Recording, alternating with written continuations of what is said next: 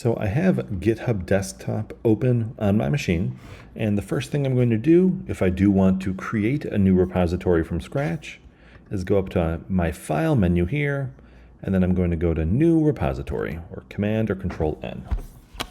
GitHub wants access to the files in my desktop. I'm going to allow that because I'll be using that. So I'm going to give the repository a name. This is basically just what it's going to be called and how I will recognize this. I want to avoid spaces because that can make things complicated when you're trying to upload a file onto the GitHub servers and a few other things. So I'm just going to call it my-first-repo. Reop. No, I'm going to call that repo. And then I'm going to choose where I want that on my computer. So here I have it on my desktop because that's where I'm going to be able to find this. Okay, so the description, that's optional. Local path, that's where this lives on your computer. Initialize this repository with a README. This basically means should it create the file that gets used as the introductory description that people see on the repository on GitHub or other places it's being viewed. I'm going to leave that off for now. I'm going to leave git ignore blank and license I will leave as none. Go ahead and create my repository. Push the button, and it looks like nothing has happened, and that's because I haven't done anything yet. So if I were to go into my code editor, so I'm going to go ahead and open up VS Code, which is what I use for code editing here, you'll see that I have desktop currently in my Explorer sidebar here, and the folder I just created, my first repo, is currently listed within that desktop. So right now, there's nothing in my first repo here. There are no files. There is this .git attributes, which is what's called a hidden file. That's what that dot at the beginning means. It's automatically created by Git. I'm basically going to ignore that. I'm going to act like it's not there. But so I have a file here. I want to add something to my repo. So I'm going to create a file. I'm going to go to File, New File, and it's going to ask me for a name. I will call this index.html just because we'll be making this into a website at some point. So I hit this. It's asking me where I'd like to save my file. It already knows it's going to be in my first repo. I click Create File. I now have a blank file that's showing up in my repo folder on the left. I'm going to show you how to quickly add boilerplate HTML for this site whenever you're working in VS Code. If you hit an exclamation point and then hit tab, it will automatically give you all the things you need for your first website.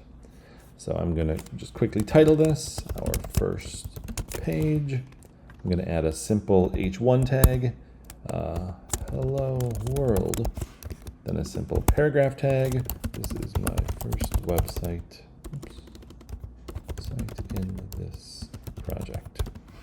So I'm going to Command S or Control S to save this file. You'll notice it's now listed in my desktop here. If I go back into GitHub Desktop, you'll notice I now have a new file that's showing up. This file has now been added to my previously empty repo. So I want to commit this file change into my repo, so I will have those changes tracked. And to do that, I have to create a commit message down here in the bottom left, our first commit. And a commit is basically saying, I want all of these changes to be saved in my Git history. Nothing is saved into your repo until you make one of these commits. And then once you do, for the most part, a commit will stay there unless you go through some kind of non-obvious steps to make it go away.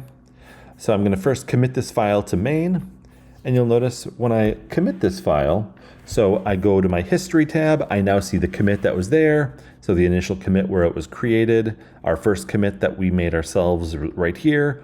We can see each of the changes that was made with each commit here. And now if I want this to go up to GitHub, you'll notice I have this blue Publish Repository button.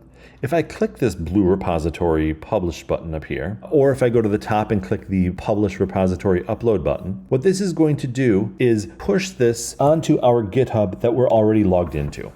So it knows that we're logged in. We did that a moment ago. And since I'm already logged in and it's connected to my GitHub desktop, if I give it the same name, which is what I want it to have, so I'm not confused between local and remote version, I click Publish Repository. Those changes get pushed up onto the website. And if I am over in my regular GitHub login page in my browser now, if I refresh this page, if I go into my repositories that I just created, you'll see my first repo is now listed in my GitHub with the file that I just created here. So I have this repo on my GitHub page now. And one of the neat things about a repository that is remote is that if you have changes that were made in your repo by someone else or even by yourself on a different computer or through your web browser, you can then easily pull those down into your local version here. So I have this index.html file here. If I were to add this, I'm going to maybe add another paragraph here. I'm going to click on the button that has the pencil on it to edit. It'll turn into an editing interface here. I'm going to make a new p tag here. This is my new paragraph that I'm creating using the GitHub editor. So I'm going to add that. I'm going to click the commit changes button here. It's going to ask me for a commit message. This is the same thing that we did in the GitHub Desktop a moment ago.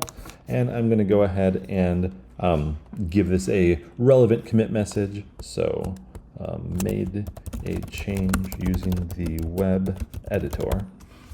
When I click that, you'll see there's commit directly to the main branch. For the most part, for the projects that you're working on, you're likely going to want to keep it to the main branch. You could also create multiple different branches that are basically ways that you can try out different features or add new content that may or may not be something you want to pull into the full project. That's a little more complicated than you're likely going to need for your projects. So I'm just going to go ahead and leave it on commit directly, hit the commit change button here. And you'll notice I've now made a change into the editor here. If I go back into my code, you'll see I now have that commit message listed here with the latest change. And if I were to go back into my GitHub Desktop, if I go to this Fetch Origin button up at the top here, this is what I use if I want to see if there are new changes remotely. So I'm going to go ahead and I'm going to hit this button now. And you'll see it says Fetching Origin. It's doing a little thinking. It now has changed to Pull Origin.